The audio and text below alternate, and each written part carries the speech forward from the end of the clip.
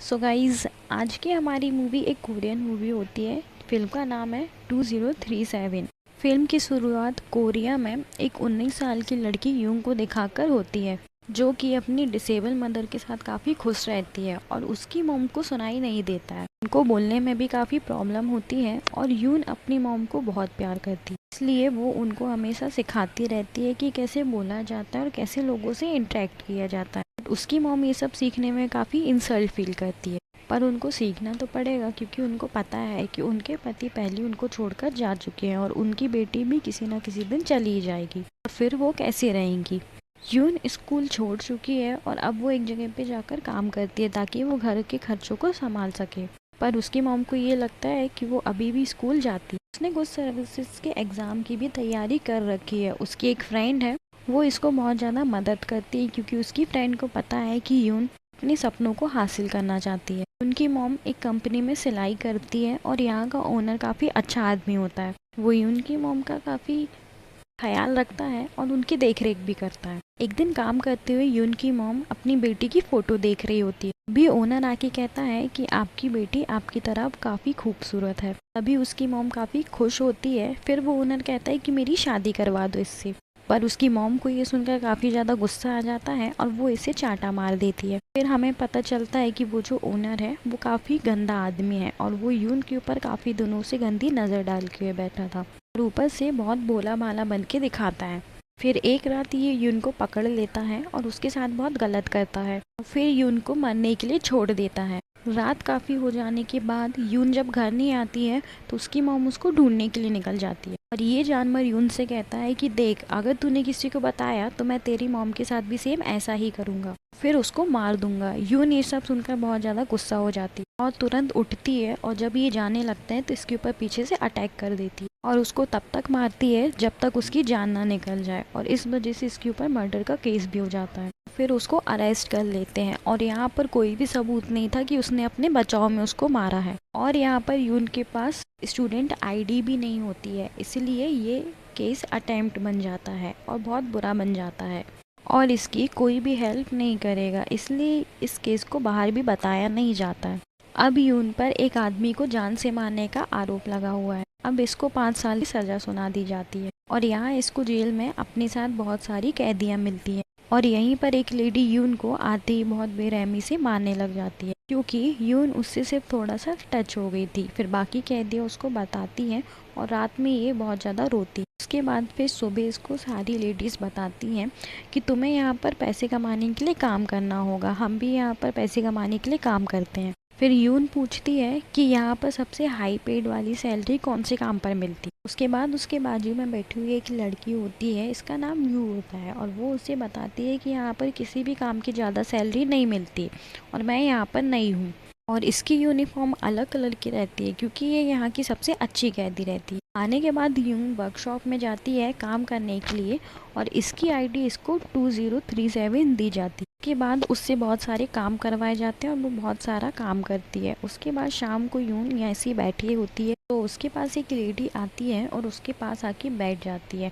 और वो उसे बताती है मेरे बेटे को किसी ने कार एक्सीडेंट में मार लिया था और इस लेडी का नाम सूल होता है। फिर वो बताती है कि मैंने उस गाड़ी वाले के घर पे जाके आग लगा दी और उस घर के अंदर पूरे 5 लोग थे जो कि पूरे जल गए थे और मुझे यहाँ पर डाल दिया गया लाकर। मुझे इस बात का कोई पछतावा नहीं है। अब धीरे धीरे यूंग यहाँ पर घुल मिल जाती है। फिर यूंग की मॉम उससे एक दिन मिलने आती है और वो बहुत सारा खाना भी लाई होती है, पर खाना यहाँ पर अंदर ले जाने नहीं मिलता है, इसलिए फिर दोनों माँ बेटी सिर्फ मिलते हैं और यहाँ पर काफ़ी ज़्यादा इमोशनल हो जाते हैं। उसके बाद हम देखते हैं कि अगले दिन यूंग बीमार हो जाती है और क्लिनिक में टेस्ट करने के बाद इसका पता चलता है कि ये प्रेग्नेंट है। अब ये बात सुन के उसका बहुत ज़्यादा दिमाग ख़राब हो जाता है और वो उठ के उस जेल से सीधे भागने लगती है, पर उसका कोई फ़ायदा नहीं होता है, इसलिए इसको एक स्पेशल रूम में ले जाकर रख दिया होता है। फिर वही लेडी शूल इससे मिलने आती है। वो जो शुरू वाली लेडी थी वो इसको मारने लगती क्योंकि उसको कमज़ोरों के साथ लड़ाई झगड़ा मारपीट करना बहुत पसंद था। यूं अब प्रेगनेंसी के बाद अपनी मॉम को नहीं बताना चाहती है और टाइम होने के साथ साथ वो उनसे मिलना भी कम कर देती है ताकि उनको पता ना चल जाए और उसकी मॉम को काफ़ी टेंशन रहती है कि उनकी बेटी उससे क्यों नहीं मिलती। अब यून अपनी प्रेगनेंसी वाली बात बर्दाश्त नहीं कर पाती और यहाँ पर ये अपनी जान लेने की कोशिश करती। और यहाँ पर सूल इसको हमेशा हेल्प करती रहती है और यहाँ पर ये लोग उसको सजेस्ट करते हैं कि तुम्हें प्रेस की हेल्प लेनी चाहिए, यानी मीडिया में जाओ, क्योंकि अगर वो लोग हेल्प कर दे तुम्हारी तो क्या पता पब्लिक शायद तुम्हारी हेल्प कर दे। ड्यून यहाँ पर 5 साल रहने तैयार है क्योंकि वो ये नहीं चाहती कि वो बाहर जाए और मीडिया को उसके बारे में पता चले और फिर सब लोग जान जाए और उसकी मॉम को उसकी प्रेगनेंसी के बारे में पता चल जाए। वो बताती है कि उसके पास एक लास्ट उम्मीद है कि क्या पता जज का मूड बदल जाए और वो मेरी सजा कम कर दे। अब यून को यहाँ पर दूसरी जगह काम दिया जाता है, यहीं पे जेल के अंदर, और वो अपनी माँ को लेटर लिखती है कि 1 साल रुक जाओ, फिर मैं आपसे ज़रूर मिलूंगी। ऐसे ही करते करते दिन बीत जाते हैं और यून को यहाँ पर बहुत ज़्यादा प्रॉब्लम हो रही होती है। डॉक्टर उसको बताते हैं कि तुम 6 महीने से प्रेग्नेंट हो, पर तुम्हारा जो बेबी है वो अभी भी छोटा ही है, बड़ा नहीं हुआ है। ऐसा इसलिए हो रहा है क्योंकि जो माँ है वो बच्चे को नहीं चाहती, बट सच्चाई ये नहीं होती। यून यहाँ पर ड्रग्स की गोली खाती है क्योंकि वो उस बच्चे को मारना चाहती है। फिर इसको यहाँ से उठाकर दूसरी जगह ले जाया जाता है और यहाँ सेल की लेडीज बहुत ज़्यादा परेशान होती है कि अभी तक यून नहीं आई। यहीं पर वो लेडी भी होती है और वो बताती है सबको कि मैं माँ बनना चाहती थी मगर मैं कभी नहीं बन पाई। और बाकी की लेडीज जो है वो यून के बारे में बात करती हैं। वो कहती हैं कि यून एक बहादुर और इनोसेंट लड़की है, उसको कुछ नहीं होगा और वो आ जाएगी। पर कुछ दिन बीतने के बाद यून की फिर से पेशी होती है और वो जज को बताती है कि मैं बेकसूर हूँ और रोते हुए रियल की कंडीशन के बारे में बताती है, मेरे साथ यहाँ पर जेल में क्या क्या होता है और एक्चुअल में यहाँ पर जेल के अंदर उसके साथ क्या क्या होता है। ये चीज़ बहुत लंबे में दिखाई गई है, इसलिए ये थोड़ा एक्सप्लेनेशन में ज़्यादा नहीं है। और फिर जो जज होते हैं वो इसकी सज़ा कम कर देते हैं और 5 साल की सज़ा हटा के सिर्फ 1 साल कर देते हैं। यहाँ पर उनका पेट भी बड़ा होने लगा है धीरे धीरे और यहाँ पर वो भी खुश रहने लगी। यहाँ पर वो गुस्से वाली लेडी भी अब थोड़ा थोड़ा अपना गुस्सा कम करने लगी थी। अभी भी यून का जो सपना था सेल सर्विस का, वो अभी भी उसने छोड़ा नहीं था।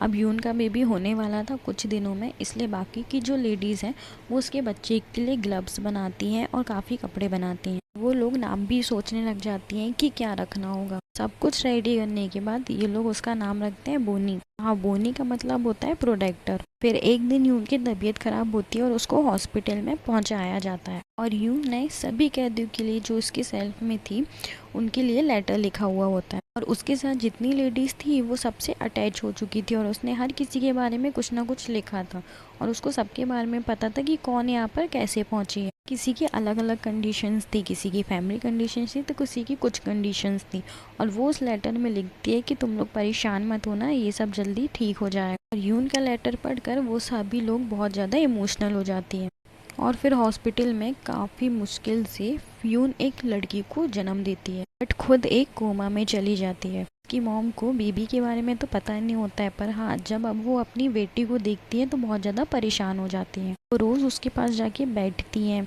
की देख रेख करती हैं और रोज़ खाना लेके आती हैं यून के। सोचती हैं कि मेरी बेटी एक दिन ठीक हो जाएगी। ऐसे ही कुछ साल बीत जाते हैं और कुछ नहीं होता है। यून की जो बेटी होती है बॉनी, उसको एक फैमिली ने अडॉप्ट कर लिया होता है। वो थोड़ी बड़ी हो गई है और थोड़ा ठीक हो गई है क्योंकि उसको कुछ साल हो चुके हैं। यून भी अब ठीक हो गई थी और कुछ साल बीत चुके हैं, इसलिए वो अपनी मॉम के साथ भी पहले जैसे रहती है। हालांकि पहले जैसा तो कुछ है नहीं, पर फिर भी वो पहले जैसे रहने की पूरी कोशिश करती है।